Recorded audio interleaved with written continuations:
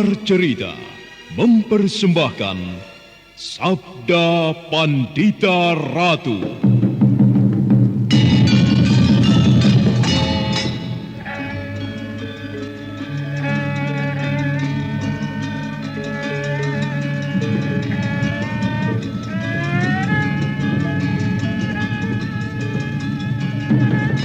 Kureguk anggur Mahadewa, kucicipi madu sabdanya. Bumi kuremas dalam genggamanku, matahari dan rembulan kutelan dalam perutku. Apakah mungkin aku akan menjadi bunga yang bisa kau petik dan kau sunting? Sementara jika layu, akan kau campakkan begitu saja, seperti cermin retak yang tak berharga.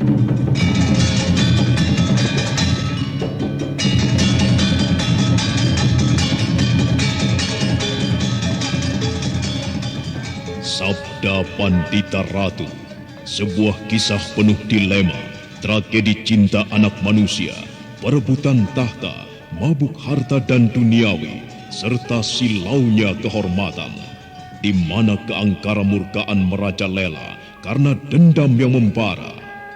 Kisah ini berlatar belakang berdirinya Singasari. Ken Arok, dialah pemuda yang merekuk pahit getirnya kehidupan. Namun sebenarnya, dialah yang harus melaksanakan sabda-sabdanya. Perjalanan sengsaranya adalah awal untuk meraih keberhasilan, untuk menuju kejayaannya di saat Singasari berdiri. Kau telah menjadi milik orang lain. Tak selayaknya jika kita masih menggantungkan angan-angan untuk kita berdua. Hati Kakang telah berubah. Tidak, Kendedes. Sama sekali tidak berubah. Akan tetapi aku tidak boleh hanyut menuruti keinginan. Aku mencintaimu, tetapi aku harus menumbuhkan perasaan lain. Karena kau telah menjadi milik aku. Bahkan kau akan segera mendapatkan keturunan. Aku hanya memiliki tubuhku, tidak jiwaku. Terima kasih. Tetapi apakah tidak pernah tumbuh sebuah pertanyaan di dadamu? Apakah kita akan tetap seperti ini? Betapa naifnya.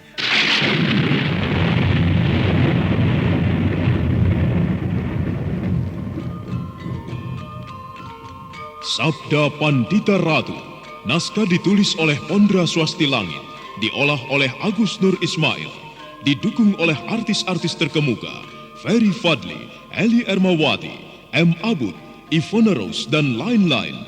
Teknik dan montase, Ibing Arifin, dengan sutradara Dian Pertiwi.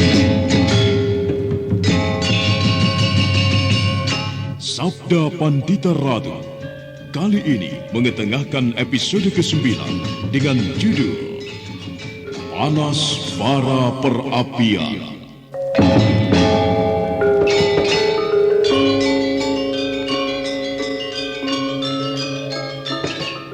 Dalam seri ke-241 ini dengan para pemain Edi Dosa sebagai Kebo Ijo, Nanang sebagai Senopati Diposari, M. Abud sebagai Ken Arok, dan Asdi Suhastra, pengantar cerita.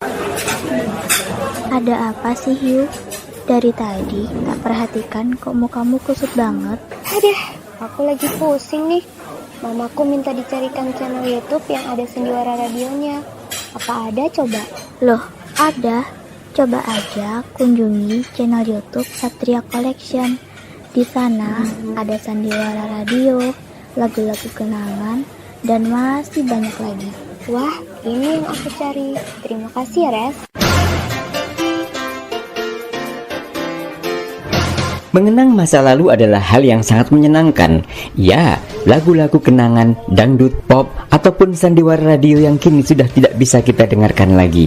Jangan khawatir, di konten kami sediakan itu semua. Semuanya bisa Anda nikmati di channel YouTube kami, Satria Collection. Tunggu apa lagi? Kunjungi YouTube channel kami. Jangan lupa subscribe, komen, dan like-nya.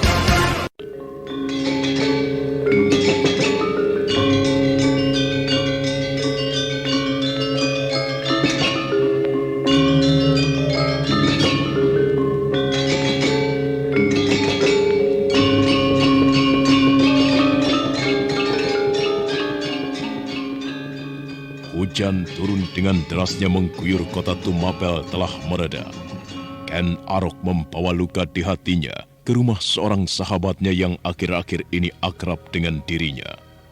Kempo Ijo sahabatnya terkejut ketika Ken Arok mengutarakan niatnya untuk kembali pada pekerjaannya semula, yaitu merampok.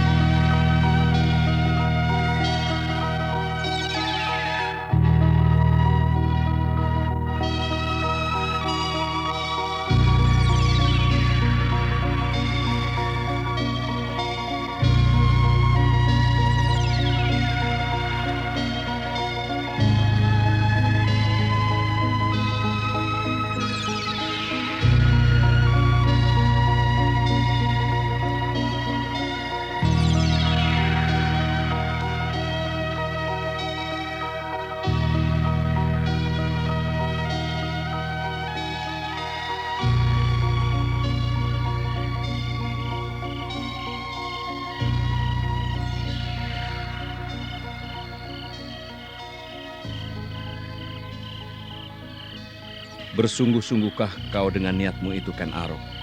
Apakah kau akan melaporkan kepada aku? Aku tidak mengatakan demikian. Akan tetapi merampok. Merampok adalah sebuah pekerjaan yang banyak merugikan orang lain. Apa yang akan kau dapatkan dari pekerjaan itu, Ken Arok? Entahlah. Kau sendiri bingung dan tidak tahu, bukan? Bagaimana itu? Dulu merampok adalah pekerjaanku. Sebuah pekerjaan yang menyenangkan. Menyenangkan katamu? Ya, menyenangkan. Di mana letak menyenangkannya? Kau merasa senang melihat orang lain sengsara, dan kau merasa gembira karena kau telah berdiri di atas kesusahan orang lain. Begitu, Ken Arok? Aku tidak merampok sembarangan orang, Kebo Ijo. Apa bedanya? Beda. Yang aku rampok adalah orang-orang kaya. Orang-orang yang memiliki harta. Mereka tidak akan menjadi melarat kalau aku ambil sebagian harta benda yang dimilikinya. Dan lagi, aku tidak menggunakan harta benda itu sendiri. Lalu? Aku berikan hasil rampokanku itu kepada orang lain. Kepada siapa? Kepada orang-orang yang membutuhkannya. Sudahlah, jangan berbelit-belit. Kepada siapa? Banyak aku jumpai orang-orang yang melarat di sekitarku. Orang-orang yang bahkan untuk makan saja tidak mampu. Mereka hidup kekurangan. Nah, kepada orang-orang semacam itulah aku berikan hasil rampokanku. Aku merasa gembira ketika melihat orang-orang yang aku sebut itu menemukan 2-3 keping emas ketika terbangun dari tidurnya. Keping emas. Mata uang yang seumur-umur mereka memegang pun belum pernah. Bukan main. Jika kau perampok, kau adalah seorang perampok yang berbaik hati. Tetapi, tetap itu bukan pekerjaan yang layak, Ken Arok. Apalagi jika kau harus membunuh orang. Dalam merampok aku tidak pernah membunuh orang. Aku tidak pernah melakukan itu. Tetapi apa yang menjadi dorongan dalam hatimu kali ini untuk melakukannya? Kecuali niatmu untuk mengacaukan Tumapel. Siapa yang mampu menangkapmu? Bahkan andai kata kau mengguncang Kediri sekalipun, siapa yang akan bisa membendung perbuatanmu? Siapa? Mungkin kau benar, Kebo Ijo.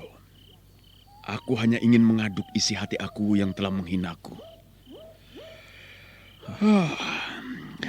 Aku mengantuk. Aku butuh tidur. Pakaianmu basah. Apakah tidak sebaiknya kau menggunakan pakaian kering? Aku tidak sudi menggunakan pakaianmu. Biarlah. Bukan hal yang sulit untuk membuat pakaian kuyup ini menjadi kering.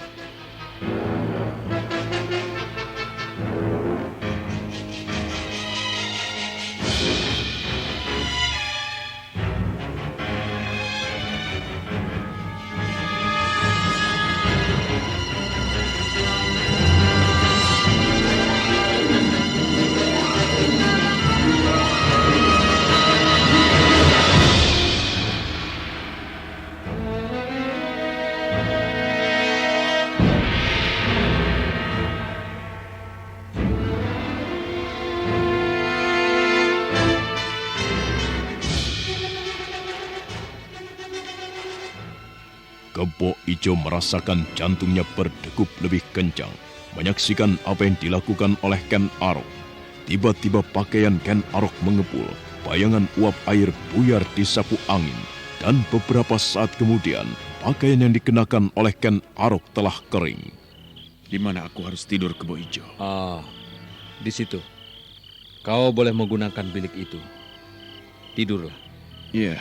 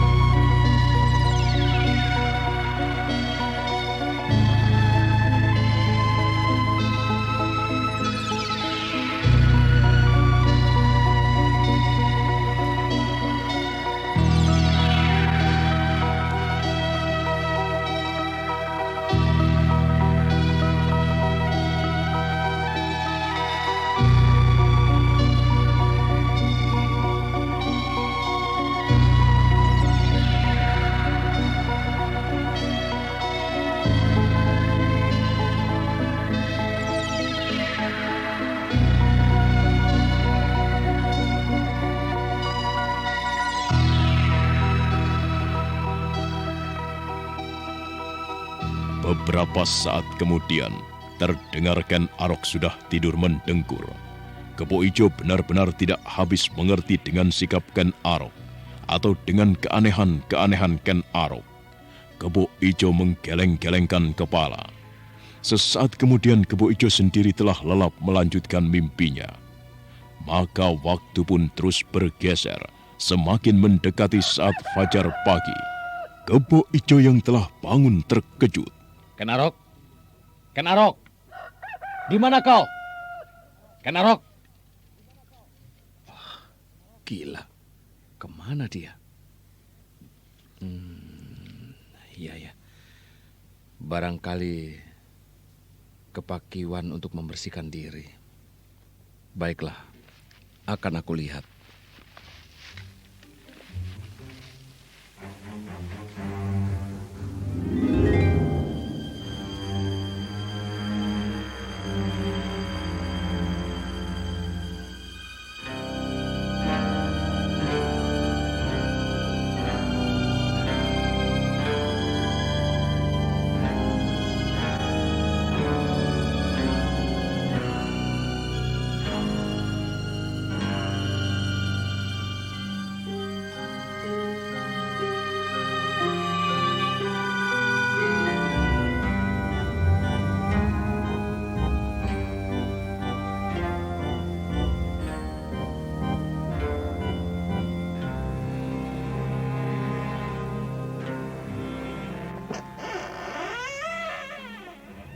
Ken Arok, di mana kau? Ken Arok! Wong edan. Pergi tanpa pamit rupanya. Sekali lagi Kebo Ijo memeriksa segenap sudut rumahnya. Namun Ken Arok memang sudah tidak kelihatan batang hidungnya. Kebo Ijo termangu di depan pintu, mengangguk-angguk dan kemudian menggeleng-gelengkan kepalanya. Apakah benar ia akan merampok? Lalu, apakah sebaiknya hal ini aku sampaikan kepada Kakang Senopati Diposari?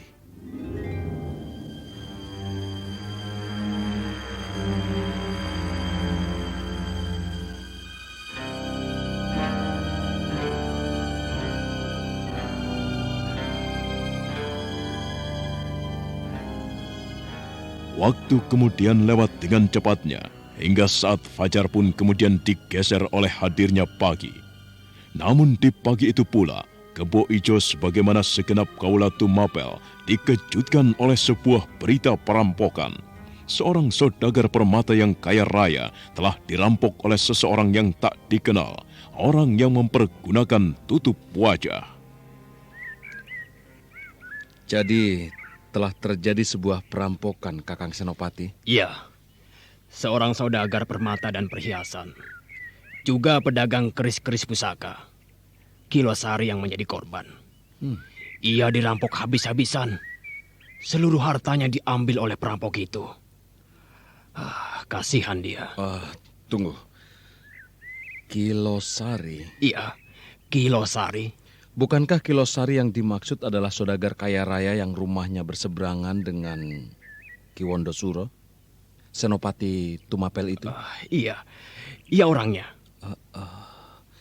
Bukankah Kilosari itu adalah seorang yang berperilaku tidak baik?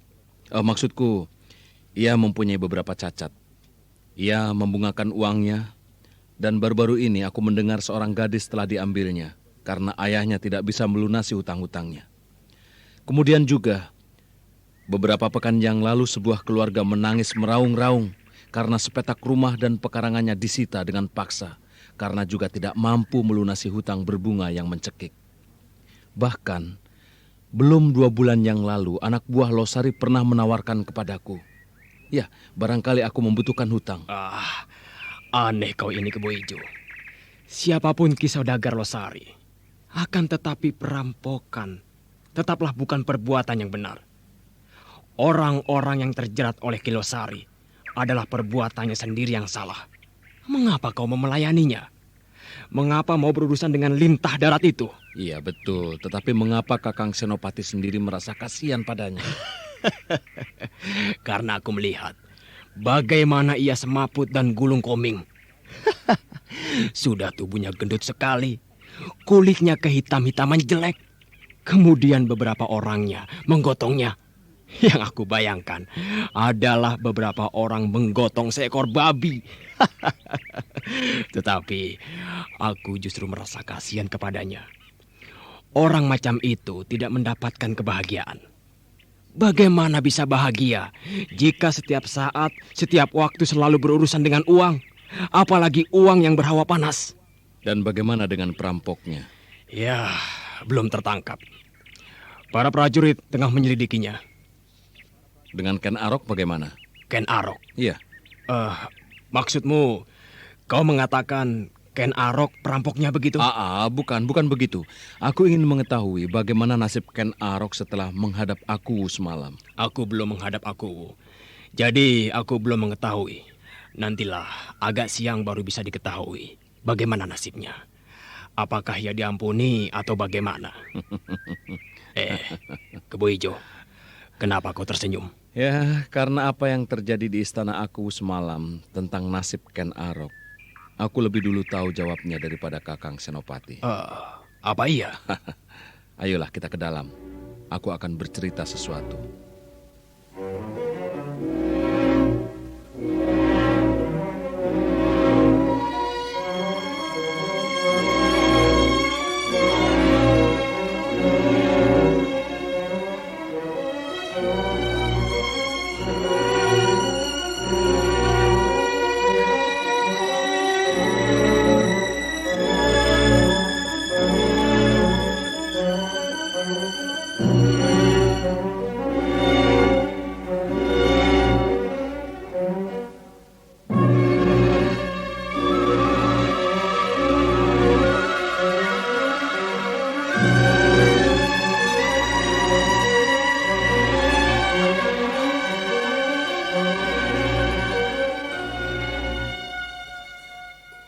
Senopati Diposari kemudian mengikuti Kebo Ijo memasuki rumahnya. Kebo Ijo bermaksud akan mengawali ceritanya. Ketika kata-katanya justru tertahan. Kebo Ijo terkejut dan pintu bilik di mana semula Ken Arok tidur perlahan-lahan terbuka.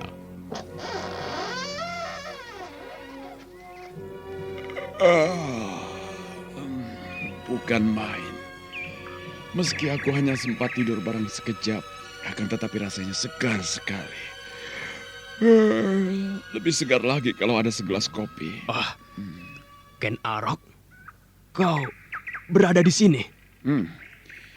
Mataku yang lamur sampai aku tidak melihat siapa yang ada di sini. Orang penting rupanya. Kau Kakang Diposari. Iya, aku. Apa kau ingin mendengar kisahku semalam? Iya. Aku ingin mendengar dari mulutmu sendiri. Aku masih mengantuk. Aku malas bercerita. Aku tidak mau mengulangi cerita yang telah aku paparkan semalam. Biarlah Kebo Ijo yang akan bercerita kepadamu. Aku akan ke belakang. Aku ingin sekali minum kopi. Kebo Ijo, kau mempunyai kopi bubuk bukan? Apa? Amit, kau tidak dengar? Kau ini tanya apa? Yang ada di kepalamu samping kiri dan kanan itu kuping atau jamur?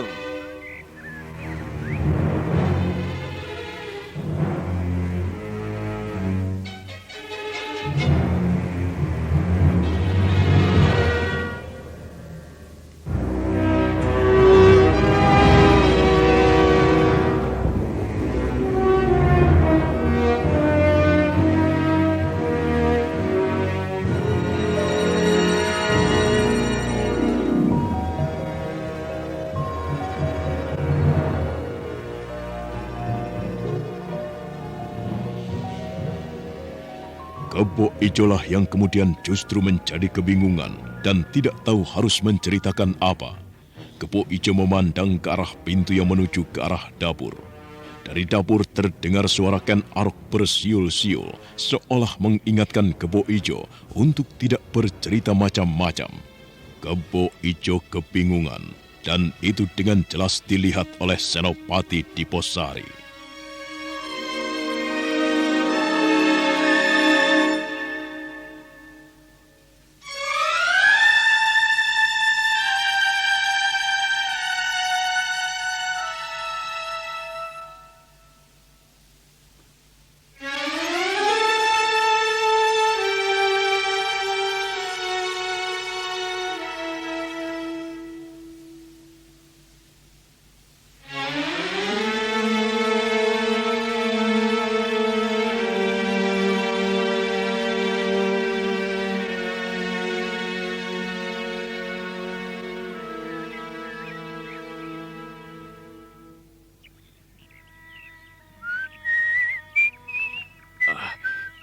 Kebo Ijo, ada apakah sebenarnya?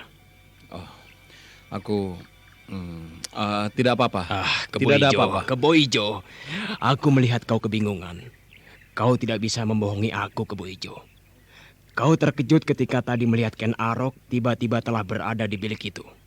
Benar kan? Shh. Jangan keras-keras. Nanti ia dengar. Ada apa? Cobalah bercerita. Aku pikir biarlah Ken Arok sendiri yang cerita. Ia sudah mengatakan kau diperbolehkan bercerita, Kebo Ijo. Apakah kau akan merasa puas mendengar cerita itu justru dariku?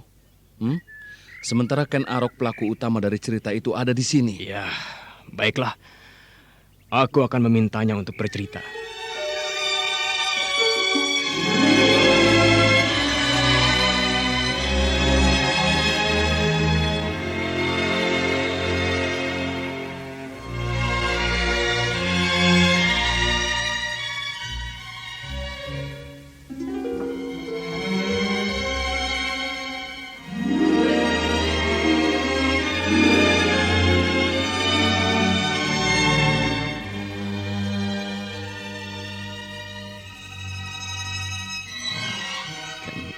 Benar-benar edan. Tadi ia jelas tidak ada di biliknya. Aku yakin itu. Dan sekarang ia muncul. Benar-benar wong edan Ken Arok itu.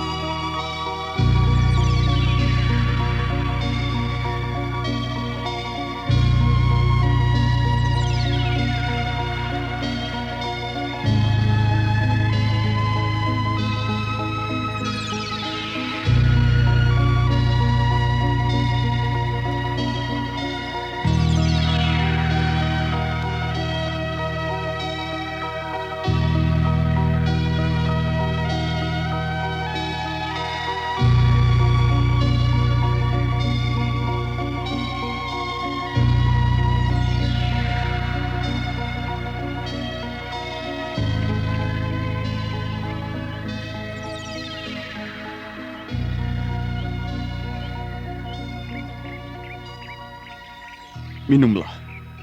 Tidak usah ragu-ragu Kakang Senopati Diposari. Minuman ini hanya terdiri dari air dan kopi. Gulanya gula kelapa. Tidak aku bubuhi racun. Minumlah.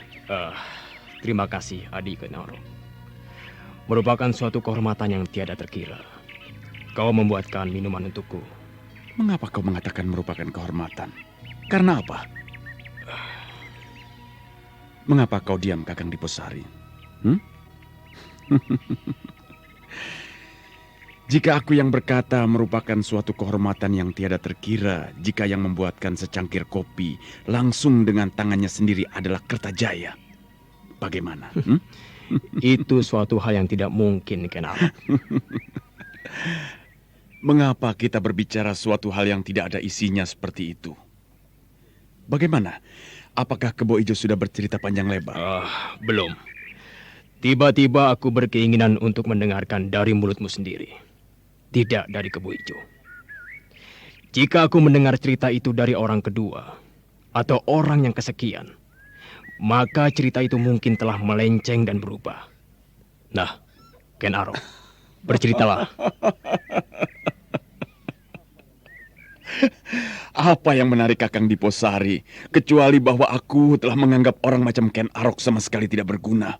Dengan kata lain, aku tidak lagi dibutuhkan. Seperti sampah saja, tidak dibutuhkan. Atau perampok, atau maling, atau beranda. Bukankah orang-orang yang melakukan perbuatan semacam itu tidak dibutuhkan? Sudahlah, aku tidak mau bercerita. Jika Kebo Ijo tidak mau bercerita, ya sudah. Kalau kau ingin tahu lebih jelas, menghadaplah pada aku Tunggul Ametung. Mungkin aku akan bercerita lebih jelas dan menarik. Dan siapa tahu di saat seperti ini kau justru mendapat anugerah. Anugerah apa? Siapa tahu di samping kedudukan yang sekarang, yang menguasai sekelompok prajurit, kau juga akan ditugasi menjaga keselamatan istana bersama isinya.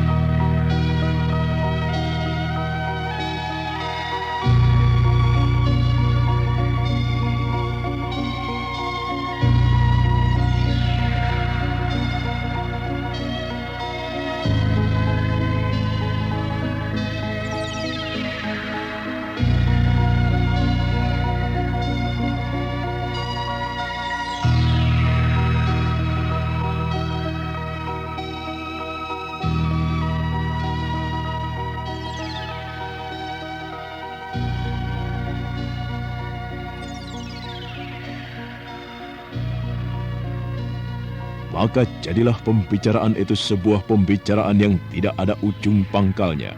Ken Arok berbicara semaunya sendiri tanpa arah dan tujuan. Dan ketika waktu bergulir merambat siang, Senopati Diposari meminta diri. Senopati Diposari berpamitan karena memang telah tiba saatnya dia mengayahi wajib. Wong edan. Siapa yang kau umpati, Kebo Ijo? Kau. Kenapa? Aku tahu yang merampok Kilosari itu tentunya kau. Ya atau tidak? Kalau ya, kenapa? Kau keberatan? Kau membela Kilosari yang doyan perempuan, serakah pada harta benda itu. Kalau mau bela, ya, belalah. Lihat, seikat emas, perhiasan, dan uang aku simpan di bilik itu. Kalau kau membutuhkan, kau boleh mengambil meski barang sedikit. Aku tidak sudi. Kalau tidak sudi, ya sudah. Aku mau tidur sekarang. Tolong bangunkan aku kalau nasi sudah matang. Gila. Kau mau tidur lagi? Ya, perilaku maling atau perampok memang begitu. Siang tidur, malam bekerja. Dan, oh, gila. Kalau nasi sudah matang katamu. Apa kau tidak masak nasi? Gladrah ranggenah. Kalau kau tidak menanak nasi atau barangkali kau bermaksud tidak makan seharian, aku pun juga tidak apa-apa. Apakah kau tidak berminat untuk melihat? Melihat apa? Hasil jarahanku itu. Tidak. Aku tidak mau terlibat. Hanya melihat saja itu bukan terlibat. Lihatlah kalau kau ingin melihatnya. Ayo.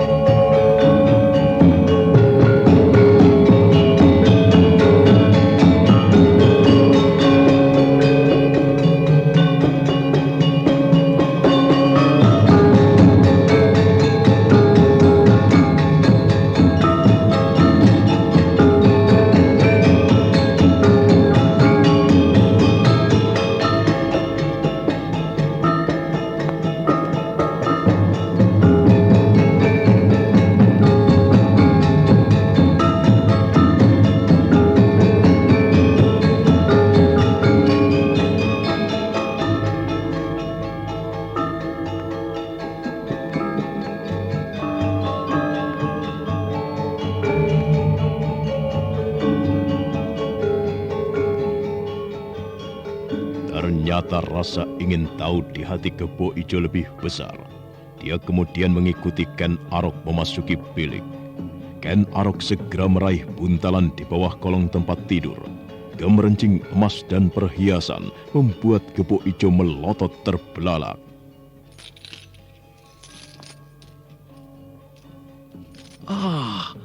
Bagaimana?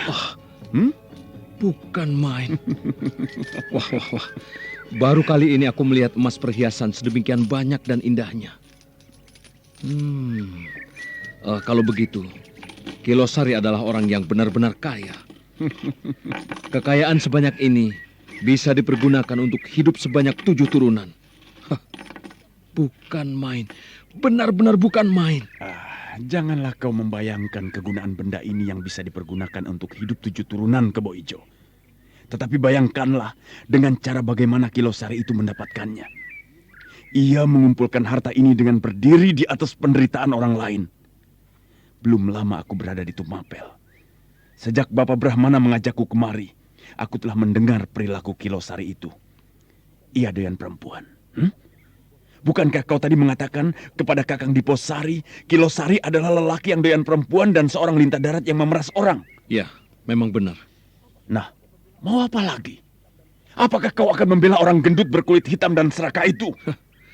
Untuk apa aku membelanya? Tetapi, akan kau pergunakan untuk apa emas dan berbagai perhiasan yang bagus-bagus dan indah-indah ini? Serta uang emas yang sedemikian banyaknya ini? Untuk apa?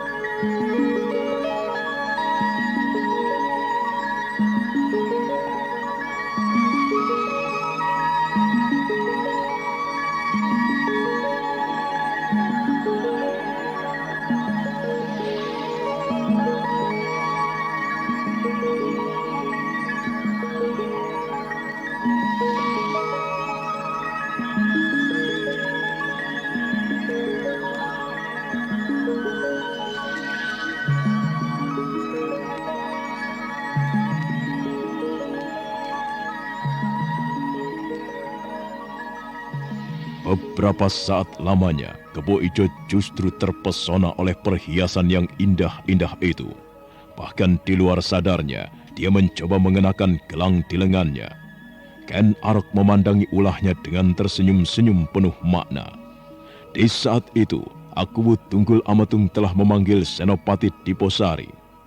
Kelakar Ken Arok yang diucapkan seperti bercanda itu ternyata menjadi kenyataan.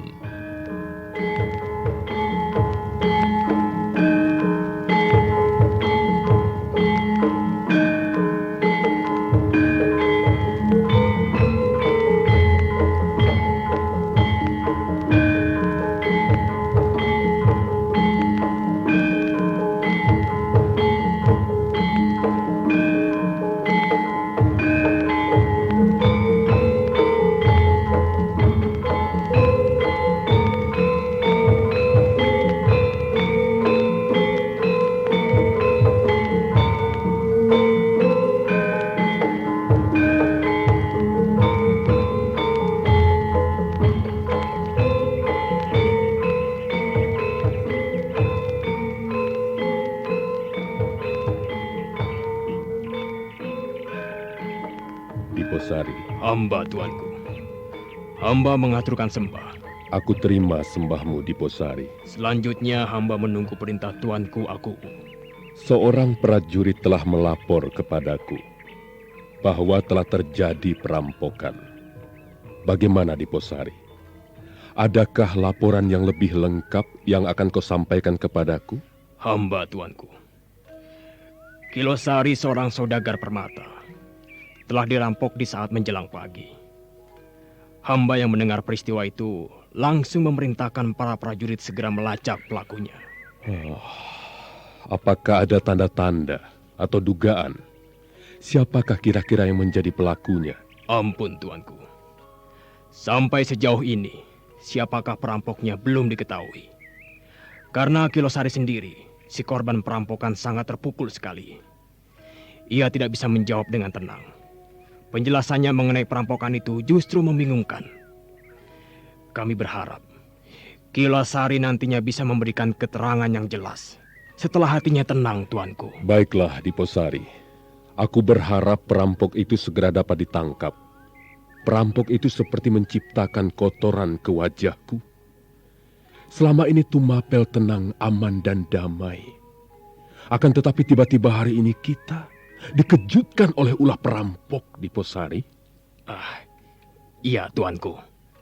Di samping semua tugas yang kau emban, aku bermaksud menyerahkan sebuah tugas baru kepadamu. Hamba, tuanku. Hamba akan melaksanakan tugas itu. Engkau aku beri tugas untuk menjadi pimpinan pengawal istana Pakuwon Tumapel ini. Ken Arok telah aku pecat. Dan kau aku angkat untuk merangkap tugasnya. Apakah kau bersedia? Hamba, tuanku. Hamba akan melaksanakan perintah tuanku aku dengan sebaik-baiknya.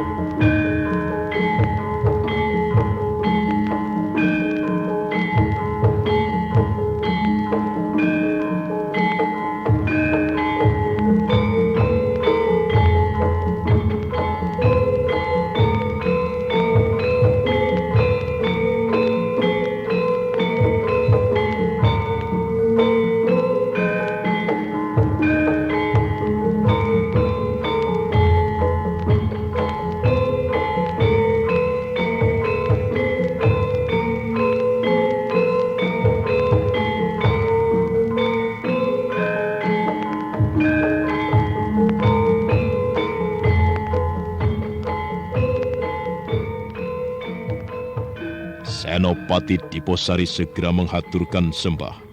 Sesaat Senopati Diposari berharap aku akan bercerita lebih banyak dan lebih jelas tentang Ken Arok.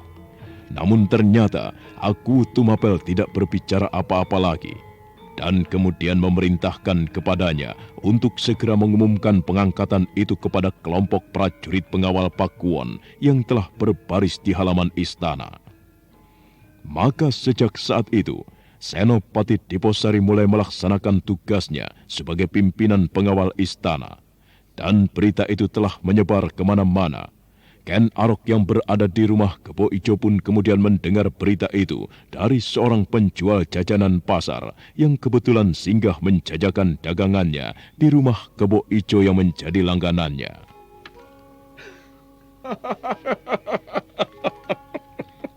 Apa yang kau tertawakan, Ken Arok? Apa kataku tadi? Ternyata ucapanku menjadi kenyataan. Kakang Senopati diangkat menjadi seorang pimpinan pengawal istana. Apakah itu mempunyai arti khusus di dalam hatimu, Ken Arok? Tidak, sama sekali tidak.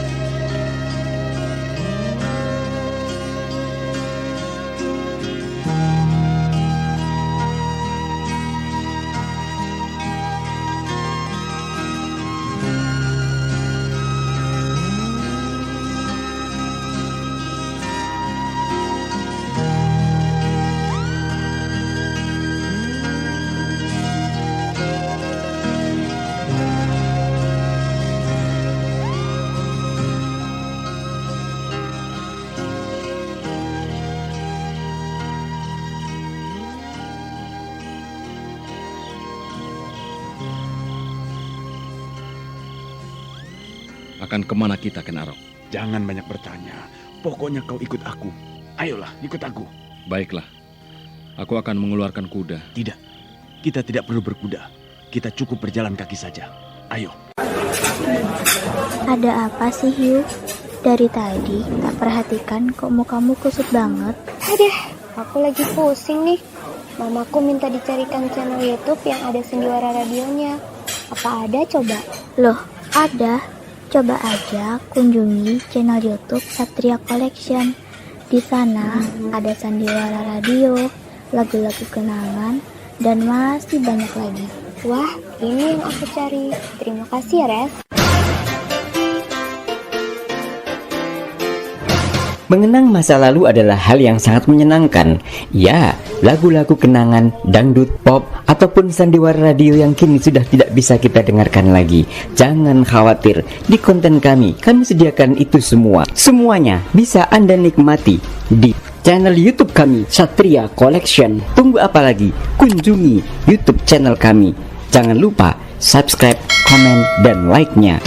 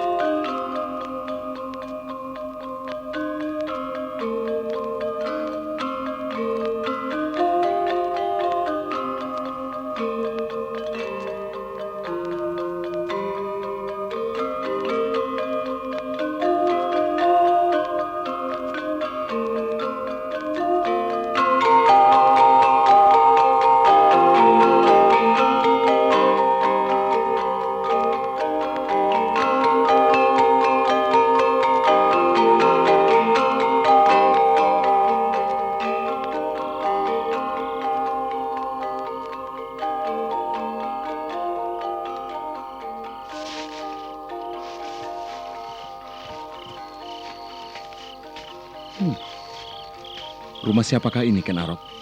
Telah cukup lama aku mengamati pemilik rumah ini. Kau lihat, rumahnya miring. Iya. Rumah itu mestinya telah ambruk kalau tidak disangga oleh tiang-tiang bambu itu. Ada 5 tiang bambu. Pemiliknya telah cukup lama berangan-angan akan mengganti rumahnya. Akan tetapi tidak pernah kesampaian. Apalagi ia memiliki seorang anak yang sedang hamil tua. Dan suaminya tidak ada. Kemana suaminya? Apakah suaminya kawin lagi? Tidak. suaminya mati.